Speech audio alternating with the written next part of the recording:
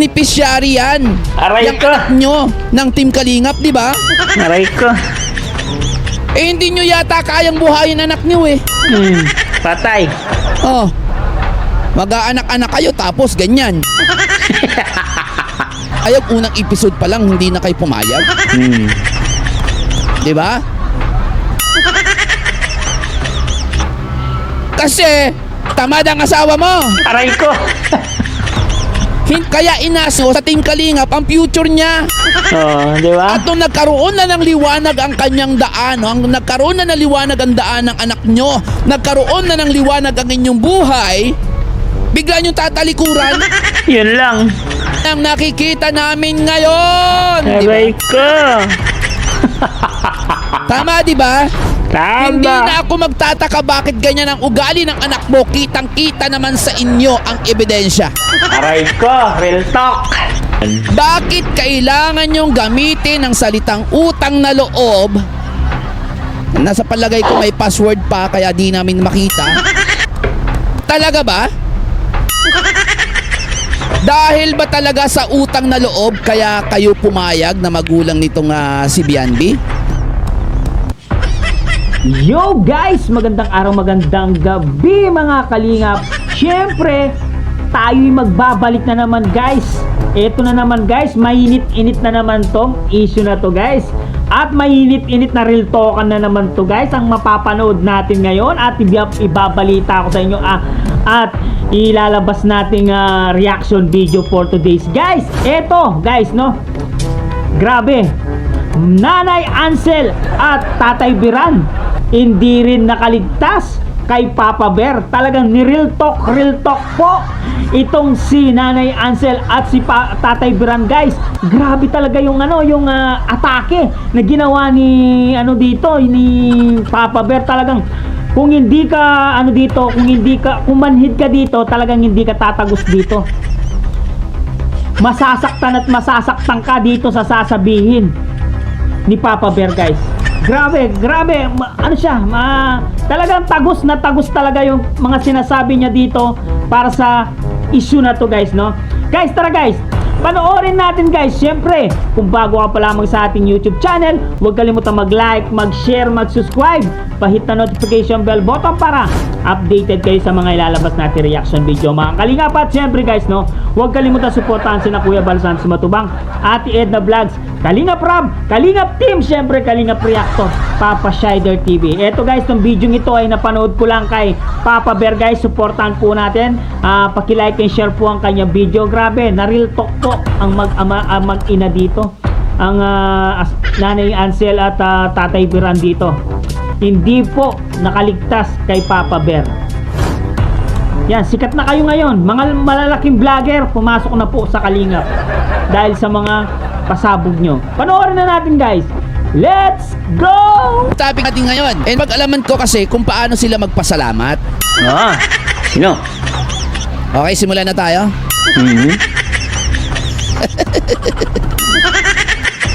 Okay guys ulitin ko para malinaw lang. Wala po akong galit sa mga taong yan. Tanging magbibigay po ako ng reaksyon kung ano po yung saloobin ko dito at kung ano yung aking opinion. Hindi naman siguro masama yun, ano? Alright? So eto, nasaan na ba yun? Teka lang hanapin ko lang andito yun eh. Nasaan? Ayun o. Nasaan na? Wait. Okay, eto yun eh. Ito yata yun. Tingnan natin Eto yata yun. Ilagad lang sa utang na loob po namin sa inyo. Attorney. Sa utang na loob po namin sa inyo, Kuya Bal, kasi sinasabihan niyo po kami walang utang na loob. Yung utang na loob. Teka lang, hindi pa. Teka lang naman. Teka lang. Okay? Wait lang. Okay. So bibigyan ko lang ng reaksyon itong sinabi po ng nanay ni Bianbi. Hoy, nanay ni Bianbi naman. Utang na loob. Utang na loob. So, ganito pala sila magpasalamat, no? Itong pamilya na Labandera. Pakinggan natin guys Ilagad lang Sa utang na loob po namin sa inyo. Attorney. Sa utang na loob po namin sa inyo, Kuya Bal, kasi sinasabihan niyo po kami walang utang na loob. Yung utang na loob po namin sa inyo, Hindi yan po pumapayag po kahit anong sabihin ninyo, di ba? Kahit ano pong sabihin ninyo sa amin. Kasi may utang na loob po. Malaki ang utang na loob po namin sa inyo. Ha? Ang sabi ng nanay niya, malaki daw ang utang na loob nila kay Kuya Bal. Ha? Sure ba kayo na may utang na loob kayo? Kasi ako hindi ako sigurado eh. Kayo guys, ano sa tingin niyo? May utang na loob ba sila? Oo. Ha? Ako kasi hindi ako sigurado. Hindi ko lang alam sa inyo ah. Pero sa akin, para sa akin, sa opinion ko, hindi ako sigurado talaga na may utang na loob sila. O marunong silang tumanaw ng utang na loob. Aray Doon sa ko. tao na kinakausap nila, which is si Kuya Bal. Ah. Eh, nasa tulpo eh. So, ibig sabihin, ganito pala sila magpasalamat. Ganito pala sila magkaroon ng utang na loob. Ano? Okay? Ang sabi ng ina ng labandera, no? Pumapayag daw sila na i-content ang anak nila kahit ano pa daw ang ipagawa. We, paano kung indutusan pala na tumalon sa building? Papayag ka rin? Sira ulo ka pala. Diba? Kahit ano daw ipagawa. Bakit nung nainitan, nagreklamo? Diba? Nagreklamo yung tatay na tamad. Tamad. Okay? Dahil daw may utang na loob, kaya pumapayag daw sila na magulang nitong B&B sa mga pinapagawa. Utang na loob? Pero pinatulpo? Asan yung sinasabi mong utang na loob hindi namin makita? Baka may password yan, kayo lang ang nakakaalam. Pwede pa-share sa amin yung password ng utang na loob nyo na yan? Baka naman. Para naman na makita rin namin. Hindi lang yung kayo lang yung nakakaalam, di ba? Utang na loob pero pinatulpo. Teka. Kanino ba? Okay? Kanino ba ako? Teka lang ha. Nag-iisip ako. Kanino ba ako may utang na loob? Yun lang. Utang na loob ba ako sa magulang ko? Meron. May utang na loob ba ako sa... Meron ba mga kaibigan na pinagkakautangan ng loob? Parang meron. Maitulpo nga rin yung mga yan. May utang na loob ako sa kanila, pwede ko silang itulpo. Ganun yun? Talaga ba? Dahil ba talaga sa utang na loob kaya kayo pumayag na magulang nitong si B&B? Yun lang. Anong tingin mo sa amin? Nanay, kahapon lang inire ng parents namin. Aba, huwag naman ganyan. Huwag naman ganyan. Bakit kailangan yung gamitin ng salitang utang na loob? Nasa palagay ko may password pa kaya di namin makita. Kayo lang yung nakakaalam. Parang password kasi, no? Okay, bakit kailangan yung gamitin yung salitang utang na loob? Diyan sa tulpo? Ha? Kaya kayo pumayag ko noon na i-content ang anak nyo. Ano? Para masabihan na may utang na loob kayo, ganon. Pero yung utang na loob nyo may password nga. Kayo lang yung nakakaalam eh. Kasi di namin makita talaga di namin makitaan. Ha? Kahit kitang-kita naman na wala talaga. Alam mo nanay, ang utang na loob nararamdaman yan. Yan, totoo yan. Bakit wala kaming maramdaman? Di ba? Hindi porke sinabi mo na may utang na loob kayo, totoo na yon. Di ba? Di ba? Na may utang na loob talaga kayo. Sa madaling salita, pumapayag kayo na i-content ang anak nyo kasi nagbe-benefits din naman kayo. Tama. At pagkakaalam ko nga, kada video, kada vlog, bayad ang anak ninyo. Bayad yan. Bakit pinabubura? Diba? Kung bayad naman pala. Di ba? O, tanong. Di ba? Sa madaling salita ulit, dahil sa pera, kaya pumapayag kayo na i-vlog ang anak nyo. Bakit ba naman kasi humantong, na yung anak nyo, nakailang episode na sa Kalingap? Bago kayo magreklamo ng ganyan. Okay, ito, real talk to Real talk. Alam ko masasaktan kayo dito pero real talk to. Kasi, bakit humantong sa ganyan? Umabot sa kay Kalinga Prab yung anak nyo. Kasi hindi nyo kayang maibigay sa anak ninyo Aray ko. ang naibigay na buhay ng Team Kalinga. Ayan lang. Kasi sa totoo lang, kung kaya nyo ibigay Real yun, hindi kayo papayag. Unang episode pa lang, hindi na kayo pumayag. Di ba? Kasi tamad ang asawa mo. Aray ko. Hindi kayo pumipera o hindi nyo kayang pumera tulad ng kinikita ng anak nyo dyan sa pagbablog. Kaya Aray ko. pumapayag kayo na i-content ang anak ninyo. Real talk to, real talk. Tama? Tama. Sasabihin mo pa, nanay, no? Nasanay kayo sa hirap. Wow! Wow! Sanay sa hirap, ayaw mangarawan. Ngayon mo na lang nasasabi ang sanay sa hirap. Yeah. Para ano? Pabiktim. Pabit ko. Kuha simpatya. Kuha simpatya. Di ba? Madami na nagbago sa buhay nyo dahil sa tulong na naibigay sa inyo. Tapos sasabihin mo yan, nasanay kayo sa hirap. Weh. Kung ganun pala, bakit nyo tinanggap ang mga tulong sa inyo kung sanay kayo sa hirap? Di ba? Real talk again. Bakit nyo Real talk tinanggap again. yung tulong na inoffer sa inyo kung Diba? sanay naman pala kayo sa hirap? Oh? Ipagmamalaki mo ngayon na sanay kayo sa hirap pagkatapos ng lahat. Dapat pinatunayan nyo na lang na sanay kayo sa hirap. Tama! Hindi nyo tinanggap na kayo ay tulungan. Tama! Diba? Tapos ngayon ipagmamalaki nyo. Wow! Wow! Diba? Real talk lang tayo dito. Real talk lang Hindi tayo. ako galit sa inyo. Pero Hindi naman pala galit. nabibigay lang ako ng reaksyon. Opinion? O diba, nanay, ipinapamukha mo, sa mga tumulong sa inyo, which is yung Team Kalingap, na hindi nyo kailangan ng tulong nila. Dahil ngayon, nasasabi niya yan, nasanay kayo sa hirap. Pero kunyari lang na hindi nyo kailangan yung tulong, syempre, diba? Para may simpatya. Diba?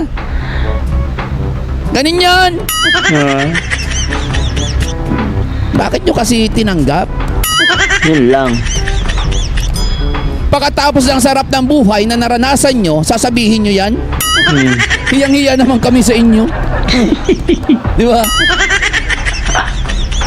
Kasi kung sanay pala kayo sa hirap, bakit kayo pumayag? Na yung anak ninyo, na yung anak ninyo, ma-vlog at umabot ng ilang episode. 97 episode. Bakit kayo pumayag na yung anak ninyo lumabas sa mga vlog ng Team Kalinga? Oo nga naman. Baka sabihin mo na naman dahil sa utang na loob. Anak ng teteng na utang na loob na yan. Yung utang na loob nyo, Aray ko. na hindi namin alam. Yung utang na loob nyo na may password na kayo lang ang nakakaalam. Di ba? Diba? Di ba? Di ba? Di ba? Hindi, real talk lang tayo guys Wala samaan ng loob. Real talk lang wala sama na loob.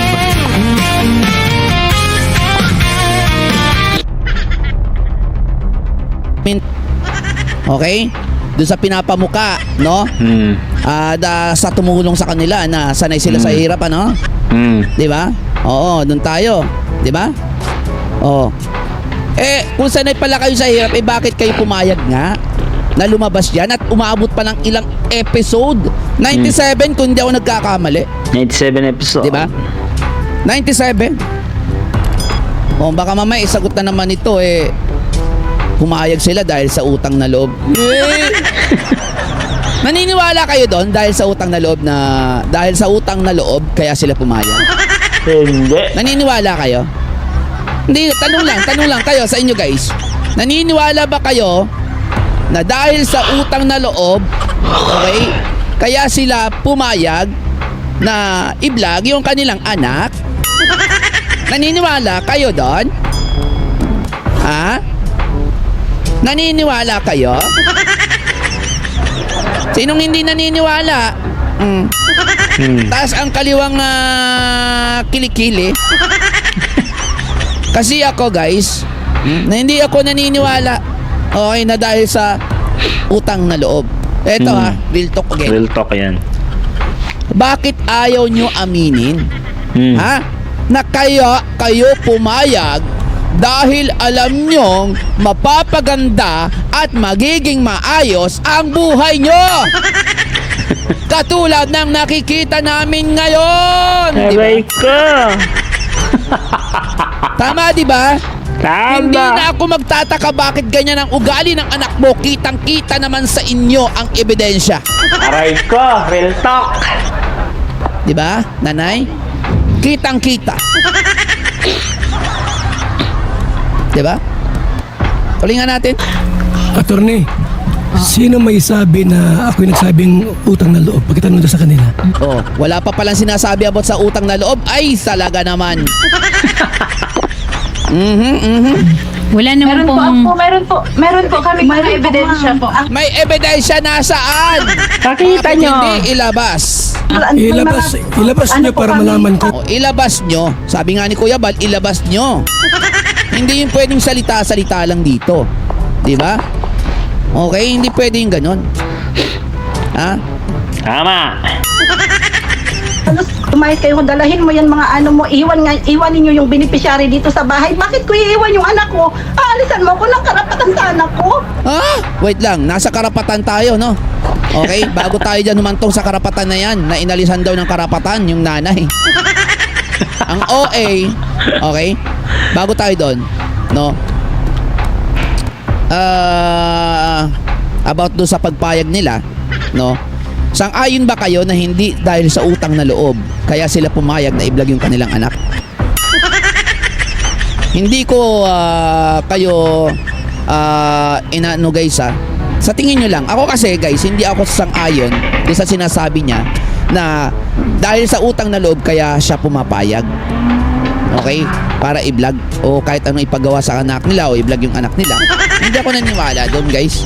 Parang pinapalabas niya na parang alam mo yun, parang may utang pa itong sina Kuya Bal, sina Kalinga Prab dito sa mga to dahil ipinabablog sa kanila yung anak, no? Parang ganun yung lumalabas parang ganun yung gusto sabihin Tapos ang sisisihin nyo yung mga taong tumutulong sa anak nyo. Ay, di ba?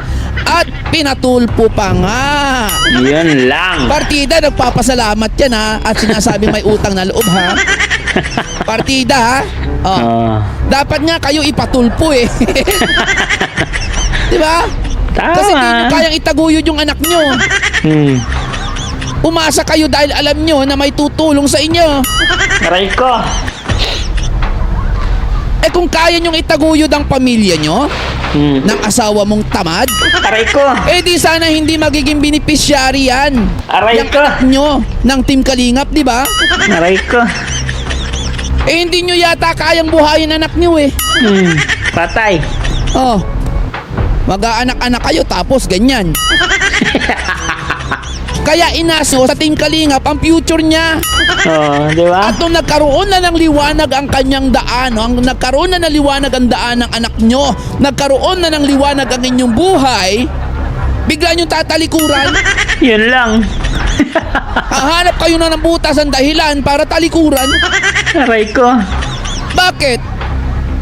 Yung sinasabi nyo na dahilan, bakit? Yun ba yung taong tumulong sa inyo? Yun Yung lang. yung taong unang kauna-unahan tumulong sa inyo. Yun lang. Dapat ang iniwan nyo, yung taong sinasabi mong dahilan na dahil kay Edu, binastos ka. Dapat yun yung iniwan mo. Tama. Hindi, ang Team Kalingap, si Kuya Rab, ay si Kuya Bal, o kaya si Kalingap Rab. Hindi naman si Alright. Kalingap Rab nang bastos sa'yo, di ba? O bakit kailangan mong iwanan? Di ba? Di ba? Bakit kailangan mo idama yung Kalingap o yung Team Kalingap kung sakaling binastos ka o kung totoong binastos ka ni Edu? Di ba? Pwede mo naman si Edu yung iwasan mo eh. Di ba? At yun nga guys, nakatikim na naman ng mahanghang na salita at real talk kay Papa Bear itong pamilya Batalero. Guys, totoo naman kasi yung yung sinasabi ni Papa Bear dito na yung about sa utang na loob. Kapag kasi may utang na loob ka guys, dapat galing sa puso, hindi galing sa bibig, di ba? Kasi yung bibig lang ang umaandar eh. Pero yung puso wala talaga eh. Dapat kung ano ka ng utang na loob, yung galing sa puso mo. Kasi may utang na loob ka pero pinatulpo mo. Asan yung utang na loob doon? Yung nga ang sinasabi ni Papa Bear doon. Guys, malinaw na malinaw guys.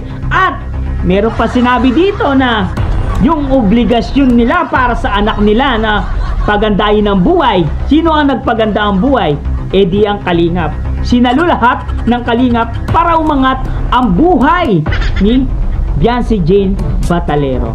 Guys, pagkatapos ng buminhawa ang buhay, naging matuwid ang kinabukasan ni Biancy, bandang huli ay bibitawan lang pala ang Kalingap. Yan po ang sabi ni Papa Bear. Talagang tugmang-tugma lahat ng mga sinasabi niya, mga punchline niya.